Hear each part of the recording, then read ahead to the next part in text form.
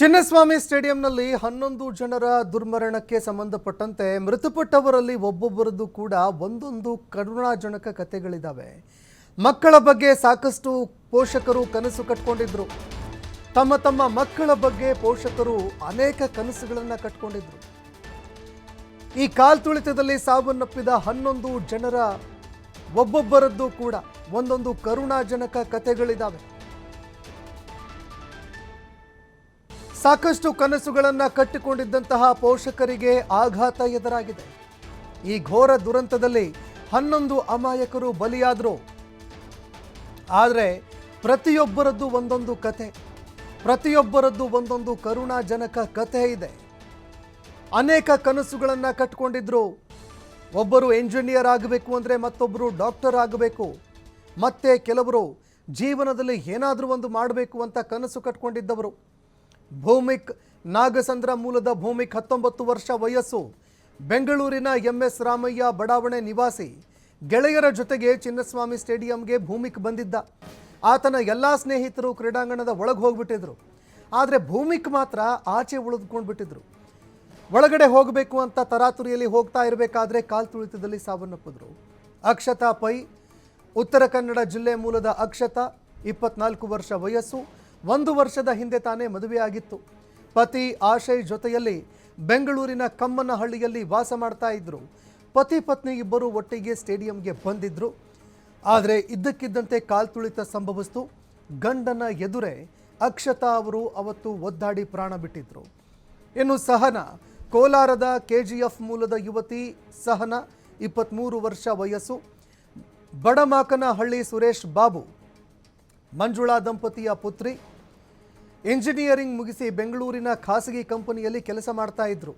RCB celebration ನೋಡೋದಕ್ಕೆ ಅಂತ ತನ್ನ ಸ್ನೇಹಿತರ ಜೊತೆಗೆ ಸಹನಾ ಅವರು ಬಂದಿದ್ರು. ಇನ್ನು ಪ್ರಜ್ವಲ್, ಚಿಕ್ಕಬಳ್ಳಾಪುರ ಮೂಲದ ಪ್ರಜ್ವಲ್, 22 ವರ್ಷ ವಯಸ್ಸು. ಸದ್ಯ ಬೆಂಗಳೂರಿನ ಯಲಹಂಕ ನ್ಯೂ ಟೌನ್ನಲ್ಲಿ ವಾಸ ಮಾಡ್ತಾ ಇದ್ರು. ಎಂಜಿನಿಯರಿಂಗ್ ಮುಗಿಸಿದಂತಹ ಪ್ರಜ್ವಲ್ ನಿನ್ನೆ ತಾನೇ ಖಾಸಗಿ ಕಂಪನಿಯಲ್ಲಿ ಇಂಟರ್ವ್ಯೂ ಮುಗಿಸಿ ಬಂದಿದ್ರು. ಪ್ರಜ್ವಲ್ ವಿಜಯೋತ್ಸವಕ್ಕೆ ಹೋಗಿದ್ದು ಮನೆಯವರಿಗೂ ಕೂಡ ಗೊತ್ತಿರಲಿಲ್ಲ. TV ನೋಡಿ ಆ ಅಭಿಮಾನಿಗಳ ಅತಿರೇಕವನ್ನು ನೋಡ್ತಾ ಮನೆಯವರು ಬೈತಾ ಇದ್ರು. ಸುಮ್ಮನೆ ಜನ ಇಲ್ಲಿಗೆಲ್ಲ ಹೋಗ್ತಾರಲ್ಲ ಅಂತ ಅಸಮಾಧಾನ ಹೊರಹಾಕ್ತಾ ಇದ್ರು. ಪ್ರಜ್ವಲ್ ಸಾವಿನ ಸುದ್ದಿ ತಿಳಿದ ತಕ್ಷಣ ಕುಟುಂಬಸ್ಥರಿಗೆ ಆಘಾತವೇ ಎದುರಾಯಿತು.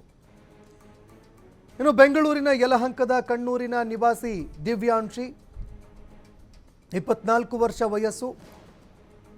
ಶಿವಕುಮಾರ್ ಹಾಗೂ ಅಶ್ವಿನಿ ದಂಪತಿಯ ಮಗಳು ದಿವ್ಯಾಂಶಿ ಕೂಡ ಸಾವನ್ನಪ್ಪಿದ್ರು. 9ನೇ ತರಗತಿಯಲ್ಲಿ ಓದ್ತಾ ಇದ್ದಂತಹ ದಿವ್ಯಾಂಶಿ ಸಾವನ್ನಪ್ಪಿದ್ರು. ಸ್ಟೇಡಿಯಂಗೆ ಚಿಕ್ಕಮ್ಮ ರಚನಾ ಇನ್ನಿಬ್ಬರ ಜೊತೆಗೆ ಬಾಲಕಿ ಬಂದಿದ್ರು. ಆದರೆ ಈ ಕಾಲ್ತುಳಿತದಲ್ಲಿ ಸಾವನ್ನಪ್ಪಿದ್ರು. ಯಾದಗಿರಿಯ ರಾಮಚಂದ್ರ ಮೂಲದ ವಿದ್ಯಾರ್ಥಿ ಶಿವಲಿಂಗ, 17 ವರ್ಷ ವಯಸ್ಸು. ಯಲಹಂಕದ ಕಣ್ಣೂರಿನಲ್ಲಿ ವಾಸವಾಗಿದ್ದ ಕುಟುಂಬ. ದ್ವಿತೀಯ PUಗೆ ಸೇರೋದಕ್ಕೆ TC ತರಬೇಕು ಅಂತ ಬೆಂಗಳೂರಿಗೆ ಶಿವಲಿಂಗ ಬಂದಿದ್ದ. ಈ ವೇಳೆ ನೇರವಾಗಿ ಸ್ಟೇಡಿಯಂಗೆ ಶಿವಲಿಂಗ ಬಂದಿದ್ದರು. ಗಾರೆ ಕೆಲಸ ಮಾಡಿಕೊಂಡು ಇಬ್ಬರು ತಂದೆ ತಾಯಿಗಳು ಶಿವಲಿಂಗನನ್ನು ಓದಿಸ್ತಾ ಇದ್ರು. ಇನ್ನು ಮಂಡ್ಯ ಜಿಲ್ಲೆ KR ಪೇಟೆಯ ರಾಯಸಮುದ್ರದ ಪೂರ್ಣಚಂದ್ರ, 25 ವರ್ಷ ವಯಸ್ಸು. ಮಂಡ್ಯದಿಂದ ಈ ಸೆಲೆಬ್ರೇಷನ್ ನೋಡೋದಕ್ಕೆ ಅಂತ ಪೂರ್ಣಚಂದ್ರ ಬಂದಿದ್ದರು. ಸಿವಿಲ್ ಇಂಜಿನಿಯರಿಂಗ್ ಆಗಿ ಕೆಲಸ ಮಾಡ್ತಾ ಇದ್ರು. ಪೂರ್ಣಚಂದ್ರ ಅವರು ಈ ಒಂದು ಕಾಲ್ತುಳಿತದಲ್ಲಿ ಸಾವನ್ನಪ್ಪಿದ್ದಾರೆ. ಕಾಲ್ತುಳಿತದಲ್ಲಿ ಅಸ್ವಸ್ಥನಾಗ್ತಾ ಇದ್ದಂತೆ ಚಿಕಿತ್ಸೆ ಕೊಟ್ಟರೂ ಕೂಡ ಕೊನೆ ಉಸಿರೆಳೆದಿದ್ದಾರೆ. ಪೂರ್ಣಚಂದ್ರನ ಮದುವೆಯ ಕನಸು ಕೂಡ ಭಗ್ನವಾಗಿದೆ. ನಿನ್ನೆ ಹೆಣ್ಣು ನೋಡಬೇಕು ಅಂತ ಪೂರ್ಣಚಂದ್ರ ಅವರ ಕುಟುಂಬ ಹೋಗಿತ್ತು. ಮನೆಯ ಜವಾಬ್ದಾರಿ ಹೊತ್ತು ಆಧಾರ ಸ್ತಂಭವಾಗಿದ್ದಂತಹ ಒಬ್ಬನೇ ಒಬ್ಬ ಮಗ ಸಾವನ್ನಪ್ಪಿದ್ದಾರೆ. ಕಾಮಾಕ್ಷಿ ದೇವಿ, ತಮಿಳುನಾಡಿನ ಕೊಯಮತ್ತೂರಿನ ಕಾಮಾಕ್ಷಿ ದೇವಿ, 29 ವರ್ಷ ವಯಸ್ಸು. ಬೆಂಗಳೂರಿನ ರಾಮಮೂರ್ತಿ ನಗರದಲ್ಲಿ ವಾಸವಿದ್ದ ಕಾಮಾಕ್ಷಿ ದೇವಿ ಈ ಕಾಲ್ತುಳಿತದಲ್ಲಿ ಸಾವನ್ನಪ್ಪಿದರು. ಇನ್ನು ಚಿಕ್ಕಬಳ್ಳಾಪುರದ ಚಿಂತಾಮಣಿಯ ಕುರುಟಹಳ್ಳಿಯ ಶ್ರವಣ್, 20 ವರ್ಷ ವಯಸ್ಸು. ಅಂಬೇಡ್ಕರ್ ಕಾಲೇಜಿನ ಡೆಂಟಲ್ ವಿದ್ಯಾರ್ಥಿಯಾಗಿದ್ದಂತಹ ಶ್ರವಣ್ ಈ ಕಾಲ್ತುಳಿತದಲ್ಲಿ ಸಾವನ್ನಪ್ಪಿದ್ದಾರೆ. ಚಿನ್ಮಯಿ ಶೆಟ್ಟಿ, ಬೆಂಗಳೂರಿನ ದೊಡ್ಡಕಲ್ಲಸಂದ್ರದ ನಿವಾಸಿಯಾಗಿರುವಂತಹ ಚಿನ್ಮಯ ಶೆಟ್ಟಿ, 19 ವರ್ಷ ವಯಸ್ಸು. ಹೆಬ್ರಿಯ ಕರುಣಾಕರ್ ಶೆಟ್ಟಿ ಮತ್ತು ಪೂಜಾ ಶೆಟ್ಟಿ ದಂಪತಿಯ ಪುತ್ರಿ. ಕನಕಪುರ ರಸ್ತೆಯ ಖಾಸಗಿ ಕಾಲೇಜಿನಲ್ಲಿ BE ವ್ಯಾಸಂಗ ಮಾಡ್ತಾ ಇದ್ರು. ಯಕ್ಷಗಾನ ಮತ್ತು ಬಾಸ್ಕೆಟ್ಬಾಲ್ ಕ್ರೀಡಾಪಟುವಾಗಿದ್ದಂತಹ ಚಿನ್ಮಯಿ ಯಕ್ಷತರಂಗ ಬೆಂಗಳೂರಿನಲ್ಲಿ ಯಕ್ಷಗಾನ ಕಲಿತಾ ಇದ್ರು. ಆದರೆ ಸಾವನ್ನಪ್ಪಿದ್ದಾರೆ. ಮನೋಜ್ ತುಮಕೂರಿನ ಕುಣಿಗಲ್ನ ಯಡಿಯೂರಿನ ಮನೋಜ್ ಕುಮಾರ್ 20 ವರ್ಷ ವಯಸ್ಸು. ಪಾನಿಪುರಿ ಮಾರಾಟ ಮಾಡಿ ತನ್ನ ಮಗನನ್ನು ತಂದೆ ಓದಿಸ್ತಾ ಇದ್ರು.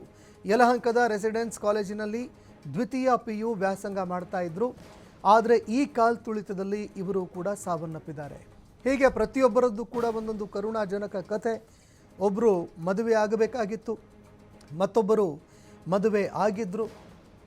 ಮತ್ತೊಂದೆಡೆ ಅನೇಕ ಕನಸುಗಳನ್ನು ಹೊತ್ತಿದ್ದಂತಹ ಯುವಕರು, ಬಾಲಕಿ ಅನೇಕರು ಸಾವನ್ನಪ್ಪಿದ್ದಾರೆ. 11 ಜನ ಸಾವನ್ನಪ್ಪಿದ್ರು. ಪ್ರತಿಯೊಬ್ಬರ ಒಂದು ಹಿನ್ನೆಲೆಯನ್ನು ನೋಡ್ತಾ ಹೋಗೋದಾದರೆ ಎಲ್ಲರದ್ದು ಒಂದೊಂದು ಕರುಣಾಜನಕ ಕಥೆ. ಪಾನಿಪುರಿ ಮಾರ್ತಾ ಮಗ ಮುಂದಿನ ದಿನಗಳಲ್ಲಿ ಆಸರೆಯಾಗ್ತಾನೆ ಅಂತ ಕನಸು ಕಂಡಿದ್ದಂತಹ ಹೆತ್ತಪ್ಪ ಇದೀಗ ಮಗನಿಗೆ ಅಶ್ರುತರ್ಪಣ ನೀಡಿ ಆ ಮಗನ